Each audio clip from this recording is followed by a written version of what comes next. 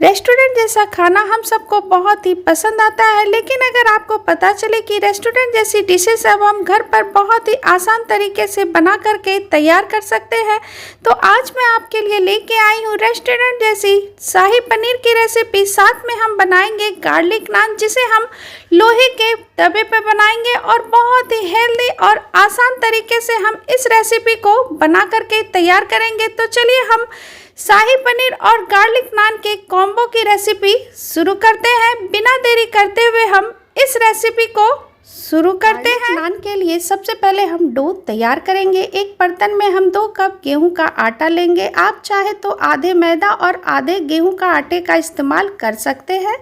अब हम इसमें 1 table spoon baking powder, 1/2 table spoon पिसी हुई चीनी, 1/2 टेबल स्पून नमक, 2 बड़े चम्मच हम इसमें दही डालेंगे। यहाँ पे मैं थोड़ी सी खट्टी दही का इस्तेमाल कर रही हूँ।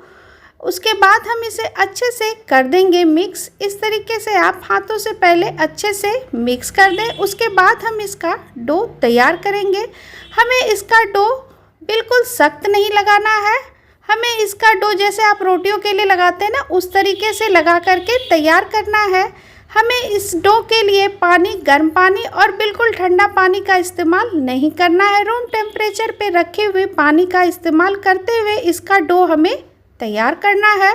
और ये देखिए, हमने इसे अच्छे से मिक्स करते हुए इसका डो तैयार कर लिया है। ये देखिए, इस तरीके का हमें डो तैयार करना है। बिल्कुल ही सख्त हमें इसका डो तैयार नहीं करना है। और ये लीजिए, डो हमने तैयार कर लिया है। अब हम इसे ढक करके 10 से 15 मिनट रेस्ट पे रहने देते हैं। चलते हैं गैस की तरफ।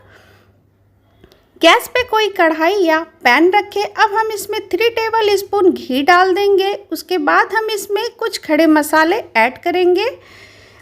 1 बड़ी इलायची, साथ में हम इसमें डालेंगे 8 से 10 काली मिर्च, 2 लौंग, 2 हरी इलायची, 1 इंच दालचीनी का टुकड़ा, 1 टेबल स्पून जीरा। सारी चीज़ों को हम इसमें डाल देते हैं। उसके बाद यहाँ पे हमने 15 से 20 लहसुन की कलियाँ, 2 हरी मिर्च, 1 इंच अदरक का टुकड़ा। 1 सेकंड के लिए हम इसे चला लेंगे। अब यहाँ पे हमने 3 बड़े साइज में हमने प्याज लिया, जिसे हमने रफली काट करके ले लिया है। 2 हमने यहाँ पे टमाटर लिया है, इसे भी हमने रफली काट करके ले लिया है।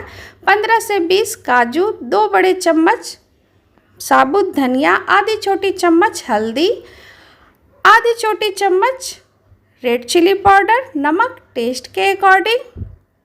उसके बाद थोड़ा सा हम डंठल के साथ में हरा धनिया डाल देते हैं। सारी चीज़ों को हम कर देंगे अच्छे से मिक्स। और ये लीजिए, हमने इसे अच्छे से मिक्स कर दिया है। ये देखिए, अब हम इसे ढक करके 10 से 15 मिनट रहने देते हैं ताकि ये अच्छे से पक जाए। एक बार हम इसे 5 मिनट के बाद ढक्कन हटा करके एक बार हम इसे चला लेंगे। ये देखिए, इस तरीके से एक बार आप बीच बीच में इसे चला लें। उसके बाद हम फिर से इसे कवर करते हुए 10 मिनट हम रहने देते हैं। 10 मिनट के बाद हमने ढक्कन हटाया और ये देखिए, टमाटर, प्याज, जितनी भी चीज़ें हमने डाली है ना, सारी चीज़ें अच्छे से पक चुकी है। अब हम गैस के फ्लेम को ऑफ कर देते हैं। उसके बाद हम इसे ठंडा होने देते हैं। एक बार हम इसे इस तरीके से चला लेंगे। ये देखिए, सारी चीज़ें ठंडी हो चुकी है। अब हम एक मिक्सी का जार लेंगे, उसमें हम सारी चीज़ें डाल देंगे। और ये लीजिए, सारी चीज़ें हमने डाल दी है। जार का ढक्कन लगा के अब हम इसे पीस लेंगे। ये देखिए, हमने इसे पीस लिया है। अब हम एक बाउल लेंगे। उसके बाद हम इसमें छन्नी लगाएंगे। अब हमने जो मिक्सचर तैयार किया हुआ है ना पीस करके, उसे हम छन्नी में डाल देंगे। इस तरीके से हम इसे छान लेंगे ताकि जितनी भी मोटी मोटी चीज़ें हैं ना, वो छन्नी में आ जाए और स्मूथ पेस्ट बाउल में आ जाए। ये देखिए, सारी चीज़ें हमने छान लिया है। जार में थोड़ा सा हम पानी डाल करके इसे भी डाल देते हैं, वेस्ट क्यों करना। इसे भी डाल करके अच्छी तरीके से हम छान लेंगे। ये देखिए, सारी चीज़ें हमने छान लिया है और ये देखिए, स्मूथ पेस्ट बनके तैयार है। अब चलते हैं गैस की तरफ। सेम पैन में हम 2 टेबल स्पून घी डालेंगे। आप चाहे तो आधा तेल और आधा बटर का भी इस्तेमाल कर सकते हैं। अब यहाँ पे हमने 1 टेबल स्पून कश्मीरी लाल मिर्च ऐड किया है, इसे अच्छे से मिक्स कर दे। अब शाही पनीर का जो मिक्सचर हमने पीस के रखा हुआ है ना, इसे इसमें डाल देंगे। बस हमें इसमें और कुछ भी नहीं डालना, बस इसे हम अच्छी तरीके से इस तरीके से मिला लेंगे। 1 से 2 मिनट हम इसे अच्छी तरीके से पकने देते हैं।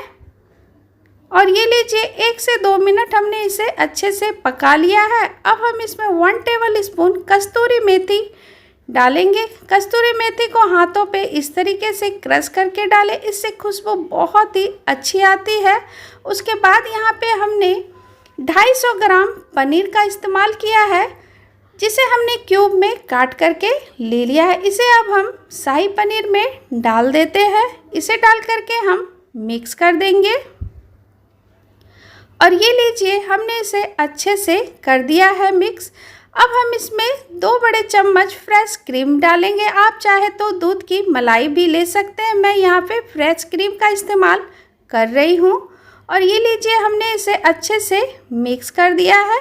ये देखिए 1 से 2 मिनट हम इसे और पकने देते हैं। उसके बाद हम इसमें डालेंगे बारीक कटा हुआ हरा धनिया। इसे डाल करके भी हम अच्छे से कर देंगे मिक्स। और ये लीजिए हमने इसे मिक्स कर दिया है। शाही पनीर हमारी डन है, ये देखिए। अब हम चलते हैं आगे की प्रोसेस पे। अब हम डो को देख लेते हैं और ये देखिए डो हमारी अच्छे से सेट हो गई है। एक बार हम इस तरीके से इसे मिला लेंगे। ये आप देख सकते हैं इसमें जो जाली बन रही है ना, इसका मतलब है ये परफेक्ट सेट हुई है। ये देखिए अब हम इससे एक मीडियम साइज में लोई ले लेंगे इस तरीके से, ये देखिए। और हथेलियों के बीच में रखते हुए इसे हम गोल बना लेंगे, ये देखिए। अब हम इसे चकले पे बेलना शुरू करेंगे। सूखे आटे में हम इस तरीके से इसे मिलाते हुए इसे हम बेल लेंगे। इस तरीके से आप बेल लें। जिस तरीके से हम रोटी बेलते हैं ना, उस तरीके से हम इसे बेल करके तैयार करेंगे। धीरे धीरे आप इसे अच्छी तरीके से बेल लें। और ये देखिए हमने इसे अच्छी तरीके से बेल लिया है। ये देखिए हमें इतना ही मोटा इसे रखना है, ये देखिए। अब हम इसके ऊपर बारीक कटा हुआ हरा धनिया डालेंगे।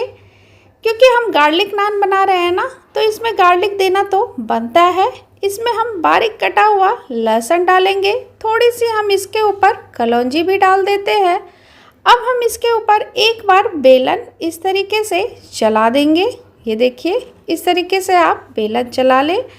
और ये लीजिए गार्लिक नान हमने बेल के तैयार कर ली है, ये देखिए।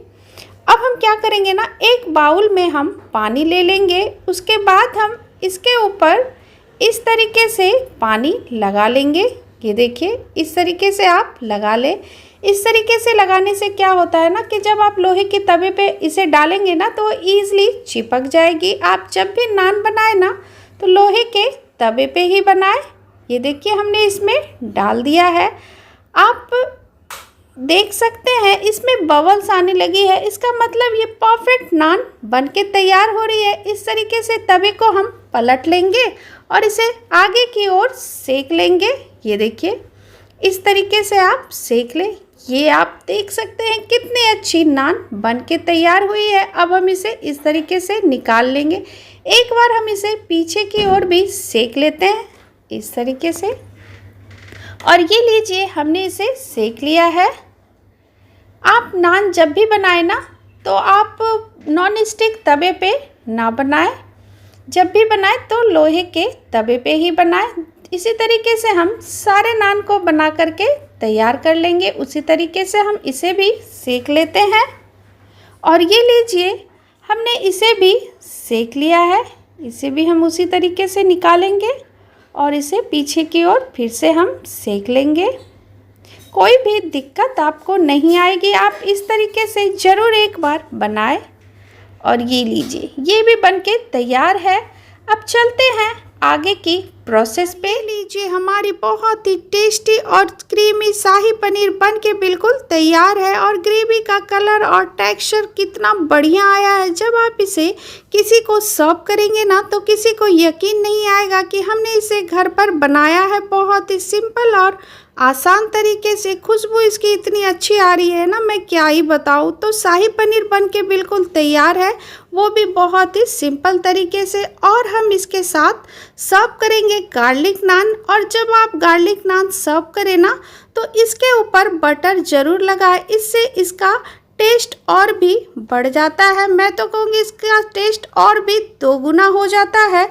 तो ये हमारी रेस्टोरेंट जैसी शाही पनीर और गार्लिक नान का कॉम्बो तैयार है। एक बार आप इसे ज़रूर ट्राई करें, ये आपके फैमिली फ्रेंड सबको बहुत ही पसंद आएगी। तो वीडियो अगर आपको पसंद आई हो तो मेरे चैनल को लाइक करें, फैमिली फ्रेंड में शेयर करें। चैनल पे नए हैं तो प्लीज़ सब्सक्राइब करें। बहुत जल्द आपसे मैं मिलती हूँ नई रेसिपी के साथ। Thank you.